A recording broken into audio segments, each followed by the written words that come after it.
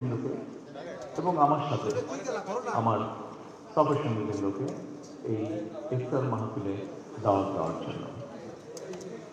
সম্মানিত সকল নেতৃবৃন্দ, উপস্থিতিবৃন্দ, আজকে এখানে শুধু আমি নই, এখানে শুধু বাংলাদেশ জামাতে ইসলামের নেতৃবৃন্দ বা কর্মীবৃন্দই নয়, আমাদের বাইরেও এখানে অন্যান্য আরও রাজনৈতিক দলের নেতৃবৃন্দ আছেন। এখানে আরো অন্যান্য সমাজের অন্যান্য বিভিন্ন স্তরের বিভিন্ন সম্মানিত ব্যক্তিবর্গ উপস্থিত আছেন আজকের এই ইফতার মাহফিলে। আজকে আমরা একটি গুরুত্বপূর্ণ সময় সকলে এখানে একত্রিত হয়েছে। দেশের একটি গুরুত্বপূর্ণ সময়। কিছুদিন আগে দেশে নির্বাচন হয়েছে। এই নির্বাচনের মাধ্যমে গণতন্ত্রের যাত্রা শুরু হয়েছে।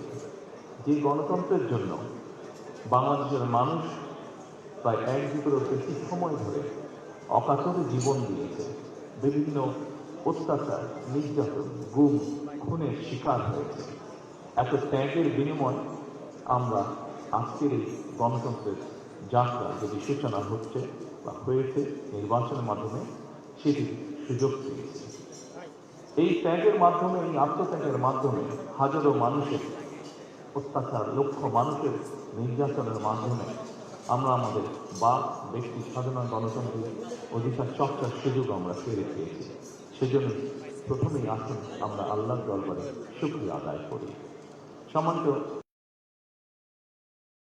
মানুষ আজকে অনেক প্রত্যাশা, অনেক আকাঙ্ক্ষা নিয়ে, অনেক আশা নিয়ে আমাদের সকলের দিকে তাকিয়ে আছে, বিশেষ করে রাজনৈতিক দলগুলোর দিকে তাকিয়ে আছে। আজকে আমাদের এই ইফতার মাহফিলে আসুন আমরা আল্লাহর নামে শপথ গ্রহণ করি যে আমাদের আগামী দিনের কাজগুলো হবে এই দেশের মানুষের ভাগ্য পরিবর্তনের জন্য।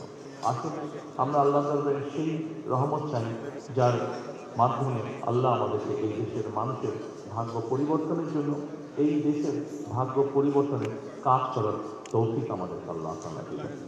পরিশেষে আমি আবারও বাংলাদেশ জামাতে ইসলাম এবং জামাতে ইসলাম নায়েবে আমির শফিক সাহেব সহ সকল নেতৃবৃন্দকে আন্তরিক ধন্যবাদ জানাচ্ছি আজকে এখানে আমাদেরকে দাওয়াত দেওয়ার জন্য। আসসালামু আলাইকুম।